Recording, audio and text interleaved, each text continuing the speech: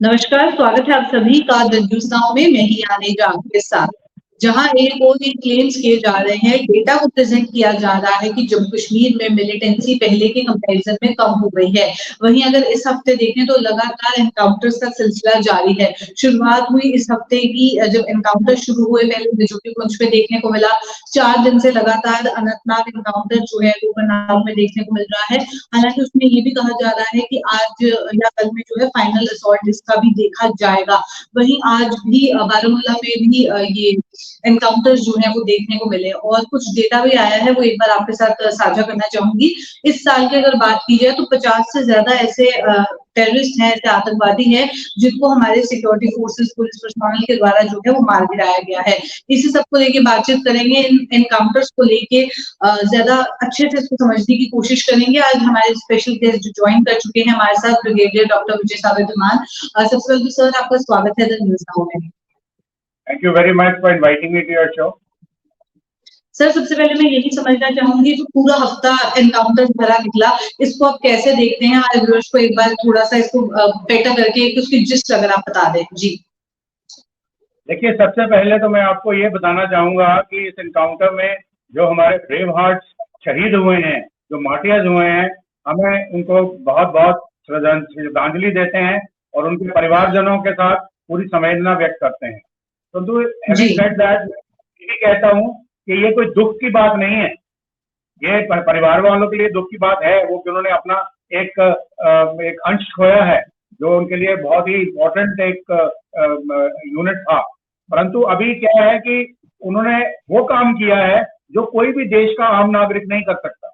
उन्होंने देश के लिए अपनी बाजी दी है, अपनी सर्वोच्चम बलिदान दिया है, सिर्फ इसलिए कि बाकी देशवासियों का भला हो सके, वो थोड़ा पीस में रह चुके सकें ताकि राहत की सांस ले सकें। तो इससे बड़ा बलिदान कभी हो नहीं सकता और डेफिनेटली जहाँ पे भगवान भी उनको देखता है तो उनको वो डेफिनेटली स्वर्ग में ही जगह देगा। तो इसलिए मेरी उनको नमन, उनको श्रद्धांजलि और साथ में संवेदना भी, परंतु साथ में मुझे इस वक्त गर्व भी बहुत ज्यादा है।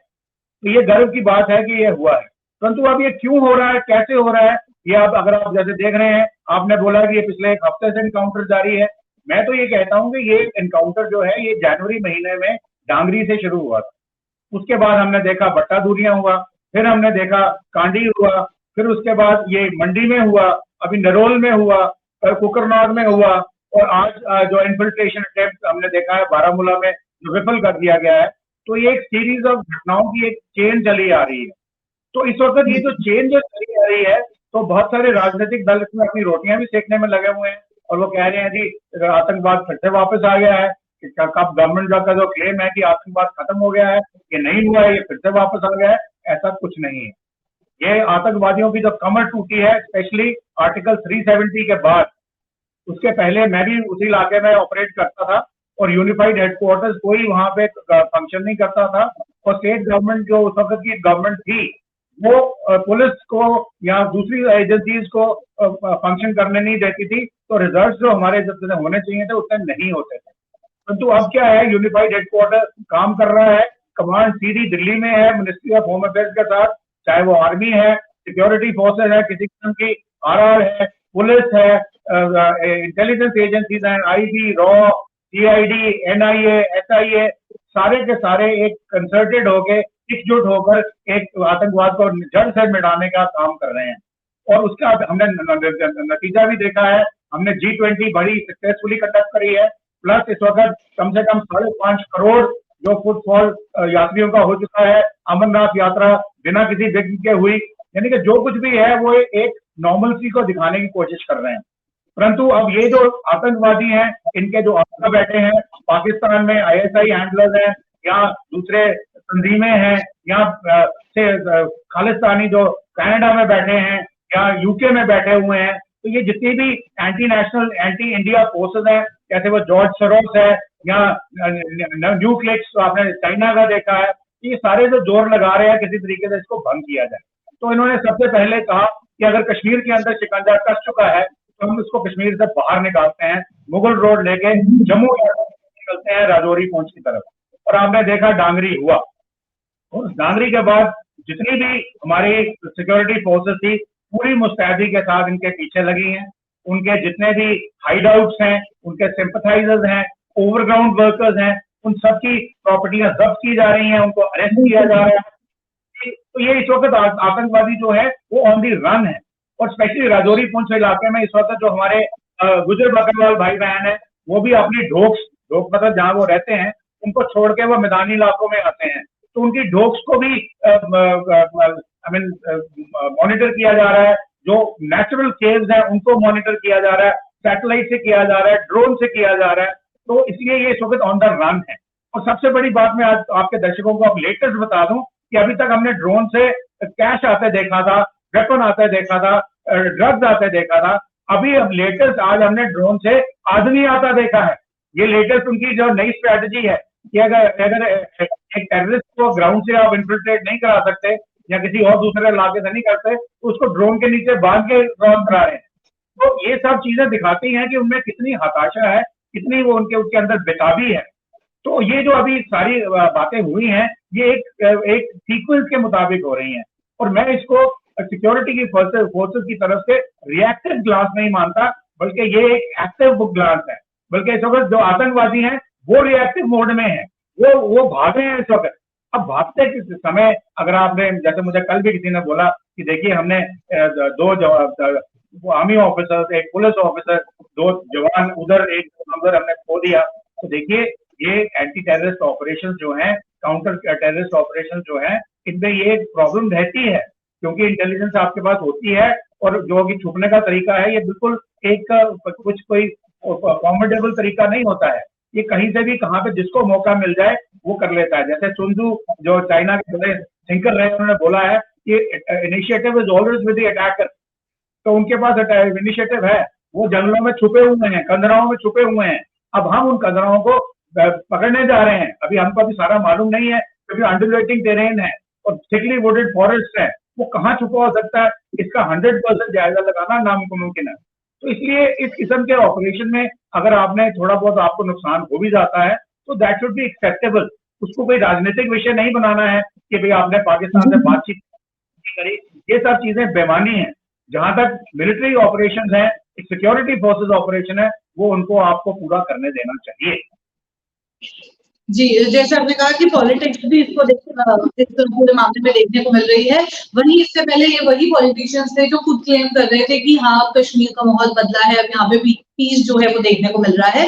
इसी बात में और समझना चाहूंगी, एक और चीज जो आज सामने आई कि फाइनल असॉल्ट अब आर्मी की ओर से किया जाएगा, हमारे सिक्योरिटी की ओर से किया जाएगा। उसको मैं चाहूंगी आप थोड़ा समझाएं आसान भाषा में कि क्या है फाइनल असॉल्ट। देखिए, फाइनल असॉल्ट जैसी ये जो टर्म्स हैं ये आपके सिविलियन डोमेन में आती हैं उन लोगों के मुंह से जिनको आर्मी ऑपरेशन के बारे में जानकारी नहीं है। इंसर्जेंसी एक ऐसी चीज है दुनिया में आज से 2000-3000 साल पुराना भी अगर आप इतिहास देखें तो यूरोप के अंदर इंसर्जेंसी हुई हैं और होती चली आई हैं। और जहां कहीं पे भी इंसर्जेंसी एक बार शुरू हुई है वो 100% डाई डाउन नहीं होती है। आप ले लीजिए क्यूबेक का केस, ले लीजिए कनाडा के अंदर। अगर आप सोचे क्यूबेक वालों ने आजादी की चीज छोड़ दी है, नो, उसको सिर्फ एक चिंगारी देने की जरूरत है। उसी तरह से स्पेन में कैटलोनियंस है, उनको भी चिंगारी देने की जरूरत है। सर्बिया में है, वहां पे आपके चिंगारियां देने की जरूरत है। तो इंसर्जेंसी खत्म नहीं होती है, परंतु हमने ये देखना है कि हमने किस तरीके से ऑपरेट करना है कि हमारे जो सिटीजन हैं वो चैन की सांस लें, वो किसी डर के माहौल में ना जिए। उनकी जो ओवरऑल डेवलपमेंट होनी चाहिए, प्रोग्रेस होनी चाहिए, वो पूरी हो, एक डेमोक्रेटिक तरीके से हो, एक रूल बेस्ड तरीके से हो, एक डेमोक्रेटिक तरीके से हो। तो उसके लिए जो है आर्मी सिक्योरिटी गार्ड है वो अपना काम करती रहेंगी। परंतु जैसे मैंने बोला कि टेररिस्ट अपना जो है स्ट्रैटेजी बदलते हैं, अभी वो ह्यूमन ड्रोन्स आ गए हैं। तो वैसे ही अभी हमें जरूरत है सिक्योरिटी फोर्सेस को। मैं खैर मैं रिटायर्ड हूँ, अगर मैं इस वक्त सर्विस में होता तो मैं इसकी वकालत करता और मैं हर बार करता हूँ कि हमें 2 चीजें करनी बहुत जरूरी है। हमें ये कहना कि अगर वहां पे कोई टेररिस्ट अटैक होता है तो वहां पे आप अपने बूट्स ऑन ग्राउंड बढ़ा दीजिए, मतलब और ट्रुप्स डिप्लॉय कर दीजिए। वो तरीका अभी खत्म हो गया है। ट्रुप्स का तरीका हमने पिछले 30 साल से देखा है, 40 साल से देखा है। अभी वो तरीका कारगर नहीं होगा क्योंकि लोगों ने काफी सहा है और हम नहीं चाहते कि लोग और सहें। तो उसके लिए हमें 2 चीजें करने की जरूरत है। सबसे पहले इंस्टेड ऑफ ट्रुप्स बढ़ाने के, हमें अपनी इंटेलिजेंस जो एजेंसीज है उनको पुख्ता करना है। अगर हम हर एक ओवरग्राउंड वर्कर जो उनके हैंडलर्स हैं उनको हम पकड़ लेंगे, उनके ऊपर नजर रखेंगे, उनको न्यूट्रलाइज करेंगे और वो किस तरीके से वो उनके पास पैसा पाकिस्तान से आ रहा है या किसी भी दूसरे मुल्क से आ रहा है। जो ईडी वाले आजकल काम कर रहे हैं बहुत एफिशिएंटली कर रहे हैं। मैं अगर आपको बताऊं कि वो कैसे करते हैं तो आप हैरान हो जाएंगे। परफेक्टली लीगल तरीके से पैसा ट्रांसफर करते हैं ये टेररिस्ट एक्टिविटीज के लिए। तो वो सब चीजें नजरों में आनी चाहिए। अगर ऐसा हो जाएगा तो जब उनके यहाँ पे हैंडलर सिंपथाइजर उनकी लॉजिस्टिक सपोर्ट देने वाला यहाँ कोई नहीं होगा तो वो किसके साथ बैठ के वो टेररिस्ट के अपनी वारदात को अंजाम देंगे। तो इसलिए एक चीज तो हमें ये है कि इंटेलिजेंस तरीके से हमने जितने भी उनके सिंपथाइजर हैं जैसे कर रहे हैं आजकल, जो इवन गवर्नमेंट डिपार्टमेंट से लोगों को निकाला जा रहा है और जो भाग के पाकिस्तान छुप गए हैं उनकी प्रॉपर्टीज अटैच की जा रही है, लोगों के घरों में बुलडोजर चलाए जा रहे हैं और राइटली कर रहे हैं। पॉलिटिशियन कहते हैं कि ये गलत काम है। देखिए, जो आदमी भारत की कॉन्स्टिट्यूशन को नहीं मानता, जो भारत के अस्तित्व को नहीं मानता, ये हमारे पास कोई वो नहीं है कि हम उनको कोई रियाज बरतें, उसके लिए कोई लॉ नहीं है। लॉ जो है जस्टिस इक्वालिटी वो उन लोगों के लिए है जो कॉन्स्टिट्यूशन को सलाम करते हैं, भारत माता को सलाम करते हैं, वो सिर्फ उन्हीं के लिए। तो इनको एलिमिनेट करिए, जैसे मोसाद करती है, अपनी CIA करती है, KGB करती है, MI6 करती है, तो हमारी रॉ आईजी को भी अभी उस लेवल पे जाना पड़ेगा। और दूसरा जो बड़ा इंपॉर्टेंट इश्यू जो है, आज हर जगह टेररिस्ट इनकाउंटर्स होते हैं, आप न्यूज़पेपर में पढ़ते हैं, रेडियो पे सुनते हैं। ये मेरे अपने जो सिविलियन नागरिक हैं अपने भाइयों को मैं बताना चाहता हूँ, बहनों को बताना चाहता हूँ कि देखिए, आप सुन के बस अफसोस जाहिर करके परे मत हटिए, आप भी उसका भागीदार बनिए। अगर आपके घर के आसपास एक्चुअली ये काम जो है बीट कांस्टेबल का है, जो पुलिस का बीट कांस्टेबल जो आपके इलाके का या आपके मोहल्ले का, ये उसका काम है।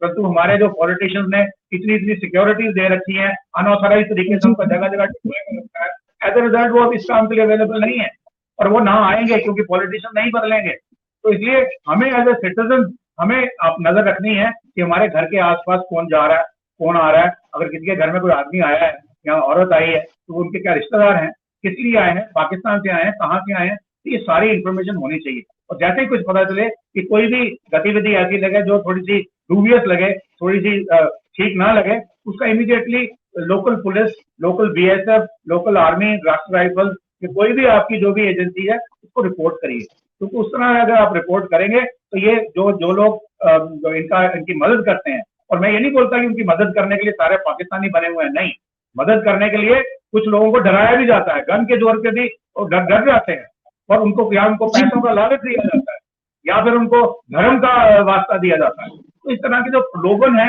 वो खत्म होंगे, तो लोगों के अंदर एक दहशत फैलेगी कि अगर मैंने टेररिस्ट का साथ दिया तो मैं कभी भी पकड़ा जाऊंगा, और पकड़ा जाऊंगा तो मेरे को 100% मेरे को गोली मार दिया जाएगा। तो इस चीजों को हमें करना बड़ा जरूरी है।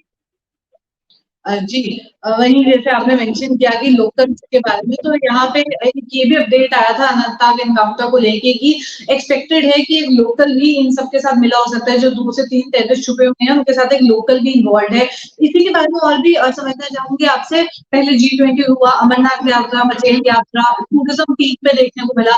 इस सब के टाइम पे कोई ऐसी खास घटना देखने को नहीं मिली, पर जैसे ही ये सब खत्म हुआ, पूरा हफ्ता आपको ये इस हफ्ता तो एनकाउंटर देखने को मिला। और जैसे आपने मेंशन खुद ही किया कि जनवरी से शुरुआत हो गई थी, और स्पेसिफिकली ये जो यात्रा थी या जो पीक टाइम था उस टाइम पे ऐसी कोई इंसिडेंट देखने को नहीं मिला।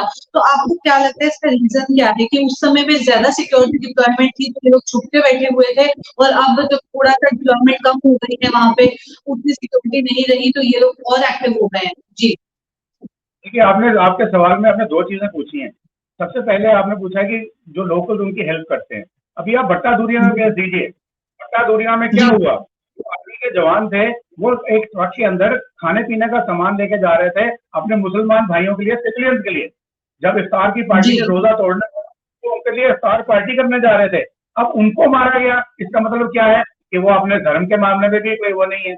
अब वो वहां पे उन्होंने जो ऑपरेशन किया वो एक बहुत ही क्लासिकल ऑपरेशन था, कॉपी बुक टाइप था। उसको उसकी बहुत सारी जरूरत थी। इसका मतलब वो आदमी वहां पे था और अल्टीमेटली पकड़े गए वो लोग, तो पता चला कि वो जो आतंकवादी जिन्होंने उसको अंजाम दिया वो पिछले 3 हफ्ते से 2-4 लोगों के घरों में रह रहे थे। अब उन लोगों को अरेस्ट किया गया है और उनकी पूछताछ चल रही है और चीजें खुल के बाहर आ रही हैं। तो लोकल सपोर्ट की वजह से ही हो रहा है। तो मेरा पॉइंट ये था कि अगर ये लोकल सपोर्ट जो है अगर ये खत्म हो जाए, पुलिस नहीं खत्म कर पा रही है क्योंकि पुलिस का जो ड्यूटीज है कुछ और दे दी गई उनको, जो एक्चुअली है वो नहीं कर पा रही है, तो नागरिक खुद करें इसको कि मेरे मोहल्ले में कौन आदमी आ, उसके मैं रिपोर्ट देता हूँ पुलिस को या जिसको भी, आर्मी को, जो भी मेरे पास है। तो इस तरह की अगर चीजें आप खत्म करेंगे वो तो कल को हो सकता है आपकी जान भी जा सकती है, और अगर आप इनको खत्म करेंगे तो आप सुरक्षित है। तो आप अपनी सुरक्षा अभी आप खुद ही कर रहे हैं। गवर्नमेंट के सिर पे ठीकरा फोड़ने का कोई फायदा नहीं, सिक्योरिटी फोर्सेज में कोई फायदा नहीं। हर एक आदमी की लिमिटेशन होती हैं, उन लिमिटेशन को आप प्लग करिए, नंबर एक। दूसरा, आपने पूछा कि क्या हुआ कि हमने G20 किया, हमने अमरनाथ किया, दूसरे तीसरे इवेंट्स हुए तो सब ठीक ठाक हो गए। तो नॉर्मली जब इवेंट चल रहा होता है तो एवरीबडी इज ऑन 100% अलर्ट। तो जब वो इवेंट खत्म हो जाता है, एक ये ह्यूमन टेंडेंसी है कि थोड़ा सा आप पॉज लेने की कोशिश करते हैं। तो ये पॉज जो लेने की कोशिश आप कर रहे थे, उसके अंदर टेररिस्ट ने जो उनके हैंडलर्स थे, उनके जो स्ट्रैटेजी मेकर्स थे, उन्होंने बोला इस टाइम का फायदा उठाया, तो वो उस टाइम का फायदा उठा के चले गए। परंतु मुझे दुख ये है कि हर एक चीज को पोलिटिसाइज कर दिया जाता है। आपको सिक्योरिटी फोर्सेस भी जो है वो भी एक आपके जैसे ही भाई बहन है आपके, वो कोई सुपर है जो चंद्रमा से या आकाश से या कहीं से होते आए हुए हैं, उनको भी थोड़ा अपने भाई बहनों से बात करने का टाइम, अपने घर वालों से बात करना है, थोड़ा रेस्ट करना है। तो उसमें थोड़ी सी चूक हो जाती है, परंतु जब चूक ऐसी होती है तो there is a proper code of inquiry, हर चीज को देखा जाता है, और जहां कहीं पे कोई कमियां नजर आती हैं उन कमियों को प्लग किया जाता है। ये एक ऑनगोइंग प्रोसेस है। तो ये कहना कि भाई क्योंकि वो रेस्ट कर रहे थे और काम हो गया, वो भी गलत है। तो ये चीजें होती रहेंगी। और अभी इस वक्त क्योंकि हमारी जो सबसे बड़ी जो हमारी लॉस हुआ था, स्टार्टेड विद बट्टा दूरियां, फिर कांडी, मंडी, और अब उसके बाद ये जो इस वक्त जो सिक्योरिटी फोर्सेस है पूरे फुल ब्लूम में, वो पूरे के पूरे टेररिस्ट के पीछे हैं, चाहे वो उनको फिजिकली ढूंढ रहे हैं जंगलों के अंदर, या उनकी जो मनी ट्रेल्स हैं उनको ढूंढ रहे हैं, या उनके सिंपथाइजर्स की ट्रेल को ढूंढ रहे हैं, या उनके जो भी उनके जो ओवरग्राउंड और अंडरग्राउंड ओवर्ट जो नेटवर्क जो हमारे तंत्र के अंदर है, शासन के अंदर है फैला हुआ, सबकी पड़ताल जारी है। और आप रोज न्यूज़पेपर देखते हैं, कहीं ना कहीं वो लोग पकड़े जाते हैं और उनको they have taken to task. जी, वही मेरा सवाल इस पे था कि जो डिप्लॉयमेंट हुई थी उसमें जो नंबर चेंज हुए, क्या वो रीजन है, ना कि अरेस्ट को लेके? क्योंकि हाँ, इसको एक पॉलिटिकल वे से देखा जा सकता है कि जिनको ये मुद्दा उठाना है वो कह सकते हैं कि हाँ भाई रेस्ट करने गए थे इसलिए हो गया। एक और चीज मैं आपसे समझना चाहूंगी इस पूरे मामले में, जम्मू कश्मीर, स्पेशली कश्मीर जो बॉर्डर एरियाज हैं, उसी के पास है, ये एरिया तो है ही है, तो कौन से ऐसे एरियाज हैं जो ज्यादा टारगेटेड है या ज्यादा प्रोन है जहाँ पे ये एनकाउंटर के केसेस, मिलिटेंसी के केसेस सामने आ सकते हैं, और किस टाइम पे पीक पे देखी गई थी? आपको क्या लगता है कि अभी तक जितना भी ये मिलिटेंसी रिलेटेड जितना भी देखने को मिल रहा है, शुरुआत से अभी तक पीक देखने को मिला था? जी देखिए, शुरू में जब मिलिटेंसी शुरू हुई थी, अगर मान लें हम कि 1987-88 की बात करें, तो सारी की सारी इन्फिल्ट्रेशन जो थी वो उड़ी के इलाके से होती थी, या फिर नॉर्थ कश्मीर में गुरेज में होती थी, चितवाल में होती थी, वो जो इलाके थे, यहाँ इवन तंगदार में होती थी। तो ये जो नॉर्मल जगहें थी इनको हम बोलते थे हाईवेज में, north Kashmir toward south Kashmir. तो जब वहां पे आर्मी ने अपना रुख खड़ा किया, इनको काउंटर इन्फिल्ट्रेशन ग्रेड बनाई, तो इन्होंने शिफ्ट किया टुवर्ड रजौरी पुंछ। रजौरी पुंछ से मुगल रोड जो आपकी बनती है, कनेक्ट करती है रजौरी को, कनेक्ट करती है कुलगांव डिस्ट्रिक्ट में, शोपियां में आके साउथ कश्मीर में करती है। तो फिर उन्होंने ये यूज करना शुरू कर दिया। तो अभी क्या हुआ है कि सारा का सारा पूरा का पूरा जो इन्फिल्ट्रेशन ग्रेड है, काउंटर इन्फिल्ट्रेशन ग्रेड, वो सारी की सारी सील कर दी गई। इस वक्त जो इन्फिल्ट्रेशन हो रही है वो सारी की सारी आपको मिल रही है रजौरी पुंछ से स्टार्ट हो रही है। तो it could be from across the border, क्योंकि वहां पे despite fencing, despite electronic surveillance fire के साथ करने के बावजूद, क्योंकि जहाँ का वहाँ का जो टेरेन है वो बहुत अंडुलेटिंग है, पहाड़ियां ऊपर नीचे हैं और बहुत थिकली वुडेड फॉरेस्ट है, और वहाँ पे बहुत सारी नेचुरल केव और बहुत सारे नेचुरल फीचर्स हैं जहाँ पे छुपना आसान है। तो वहाँ पे जहाँ 99% तो कर्टेल कर दी गई है, परंतु फिर आप कह सकते हैं कि वो राजस्थान से आते हैं, पंजाब से आते हैं, या इवन केरला से आते हैं, श्रीलंका से आते हैं, नेपाल से आते हैं, और जम्मू के रास्ते रजौरी पुंछ चढ़ते हैं। फिर उसके बाद वो मुगल रोड की तरफ आते हैं, जो हमने देखी है, जो हमारी ट्रेन पिछले 2 हफ्ते से हम देख रहे हैं, वो कांडी से, मंडी से, नरोल और कुकरनाग की तरफ आ रही है। तो ये एक किस्म की जाती है उनकी, और ये एक इलाका है जिसको हमें फ्लड करना है। अब पॉलिटिशियन ने क्या किया, आपने अनंतनाग को राजौरी को जोड़ दिया और हाईवे को और अच्छा बना दिया, तो ये टेररिस्ट के लिए और अच्छा हो गया कि अगर उनकी जो मूवमेंट थी और अच्छी फैसिलिटेट होगी तो अब क्या इफेक्ट होएगा, ये गवर्नमेंट ऑफ द डे को देखना है कि उनको कैसे उसको काउंटर करना है। जी, स्ट्रैटेजीज के बारे में भी समझना चाहूंगी कि जैसे आप भी इसी फील्ड में है, आपने काम किया, तो स्ट्रैटेजीज का कितना रोल रहता है कि जो पहले से तैयार की होगी और ऑन द स्पॉट जो करनी पड़ेगी, कितनी ज्यादा चेंज की रिक्वायरमेंट रहती है, और ऑल ऑफ अ सडन अगर आपको स्ट्रैटेजी बदलना पड़े तो क्या क्या आपके सामने चैलेंजेस उस समय आते हैं? जी, स्ट्रैटेजीज की बात बड़ी सही है। इंडियन सिक्योरिटी फोर्सेस जो है वो टेररिस्ट के पीछे, टेररिस्ट अटैकर्स हैं, अब हमने उन अटैकर्स को खत्म करना है। तो पहले तो हमारी जो भी स्ट्रैटेजी हमने बनाई, हम अटैकर्स के गए फिजिकली अगेंस्ट देम, उनको हमने कंटेन कर दिया, और स्पेशली 370 हटने के बाद, उसके बाद उनको लगा कि अब ये नहीं हो रहा तो अब क्या करें, तो तब उन्होंने क्या किया, इंस्टेड ऑफ यूजिंग गन उन्होंने पत्थरबाजी का सिस्टम शुरू कर दिया।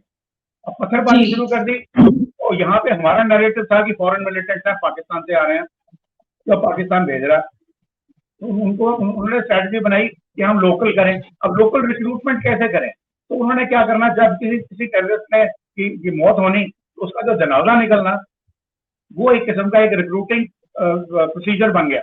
वहां पे बहुत जी, नारे लगाने, पैसे खर्चने, रुदालियां भेजनी, तो वहां पे प्रोसेशन इकट्ठे करने, और लोगों के दिल में वो करना भी, देखो ये मार दिया, ये बंदा टेररिस्ट नहीं था, ये हमारा फ्रीडम फाइटर था, इसको मार दिया सिक्योरिटी फोर्सेस ने। खैर उसको भी हमने भी फिर काउंटर किया, हमने भी उसके सिस्टम को बंद करना शुरू कर दिया, उनके पैसों वैसों की ट्रेल्स बंद करी, और फिर उन्होंने भी करना शुरू कर दिया। फिर 370 के बाद जब बिल्कुल वो फंस गए, तो फिर उन्होंने पहले डीडीसी इलेक्शन में अपने जो जितने भी उम्मीदवार थे या जो जीते, उनकी किलिंग शुरू करी, सिलेक्टिव किलिंग शुरू करी। फिर जो वहां पे पंडित रहते थे, कई सालों से रुक रहे थे, जैसे वो केमिस्ट एक थे, फिर और दूसरे दो चार जिन्होंने अब 370 के बाद अपना मकान खरीदा डाउनटाउन के अंदर, फिर उनकी गोलियां उनको मारना शुरू कर दिया। या भारत के बाकी हिस्सों से जो लोग नौकरी करने आते थे या काम करने आते थे, उनको मारना शुरू किया। फिर जब हमने उनको भी थोड़ा करना शुरू किया, बजाना शुरू किया, तो नेक्स्ट चीज उनके लिए थी कि आप भाई श्रीनगर में तो हमारे कश्मीर में तो उनकी वो चल नहीं रही, तो अभी जम्मू की तरफ निकला जाए। तो जम्मू की तरफ इजिएस्ट रास्ता निकलने वाला था मुगल रोड से होकर राजौरी पुंछ, तो वो वहां चले। फिर अब वहां पे भी उनको हमने पकड़ लिया, अब वो वापस भागते आ रहे हैं साउथ कश्मीर की तरफ, क्योंकि तराल वाली तरफ जो जंगल है, वो जो माउंटेनस इलाका है, वहां पे छुपने की जगह है। तो इस तरह से वो भी स्ट्रैटेजीज बदलते हैं। तो मैंने आपको खुद भी बोला कि अभी सिक्योरिटी फोर्सेज को भी स्ट्रैटेजीज बदलनी है, हमने बूट्स ऑन ग्राउंड इंक्रीज नहीं करने हैं, क्योंकि वो लोगों के लिए बहुत ज्यादा तंगी हो जाती है। उसकी जगह पे हमने जी, अपना इंटेलिजेंस रखना है, इंटेलिजेंस इंप्रूव करनी है, ताकि हम उनको पकड़ें जो उनके सिंपथाइजर्स हैं। जब सिंपथाइजर्स, हैंडलर्स और उनका तंत्र खत्म हो जाएगा, तो फिर वो कैसे आएंगे और कैसे ऑपरेट करेंगे इस जगह पे। फिर साथ में जो हमारे नागरिक हैं, उनको भी बताना है कि उनकी भी भागीदारी होनी चाहिए इस पूरे ऑपरेशन में, ताकि सबके सब लोग चैन की सांस ले सकें, पीच में रह सकें, अपनी पर्सनल डेवलपमेंट हो सके और खुशहाली आए और एक अच्छी जिंदगी जिए।